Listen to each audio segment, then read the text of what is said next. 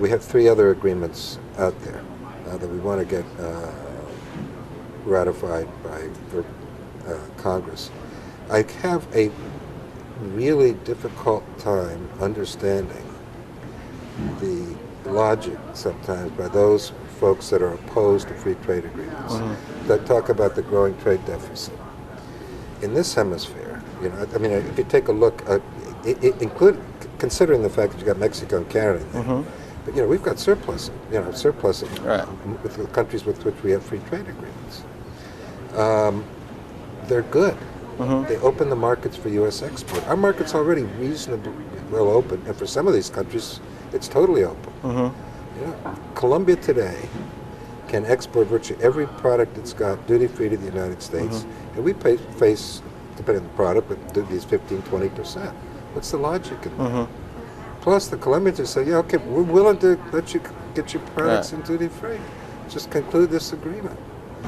I think we haven't done the job as well as we could in getting the message out as to what the benefits are of free trade, so it makes it difficult. Right.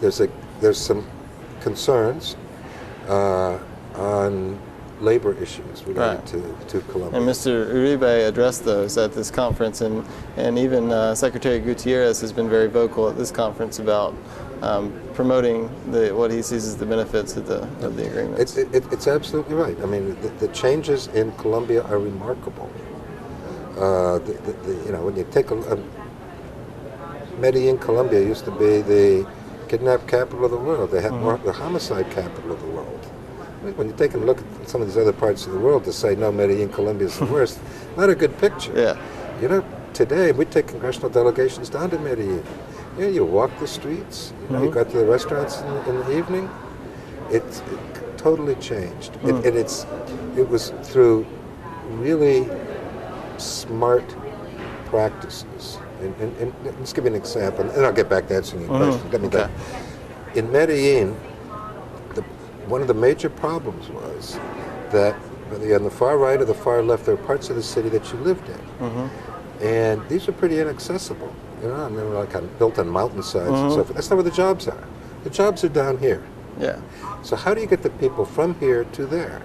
And the mayor comes in, he says, we've got a transportation issue here. Yeah. He puts in a cable card system.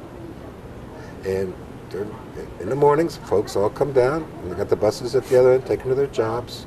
In the evening, you can get back up here. And these are really, rough neighborhoods, really small, narrow streets, but with a lot of stops along the way. So people suddenly have jobs. Well, what you find today is that not only do they have jobs, but now you get little businesses that are springing up on these hillsides. And members of, might have been the far left, might have been the far right, today may be business partners.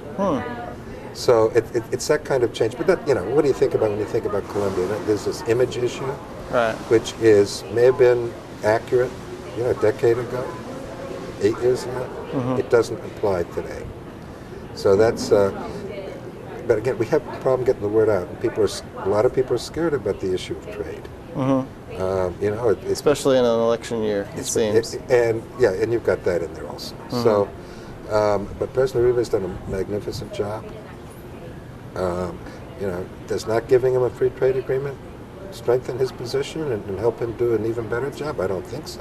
Right. And he's got to keep people employed. And free trade agreement, it doesn't mean that all those new exports are coming to the United States. Right. You're going to Europe, they could be going to the Far East. But the free trade agreement works almost as a good housekeeping seal of approval, which says, you've got all these things in place, because they deal with labor situation, environment, judicial system, dispute settlement. These are good things, and they serve to attract businesses from all over the world.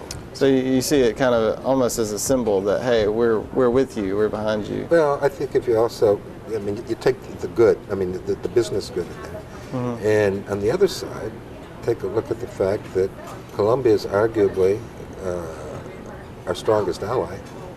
It has been for 50, 60 years. This is not an overnight thing. Yeah.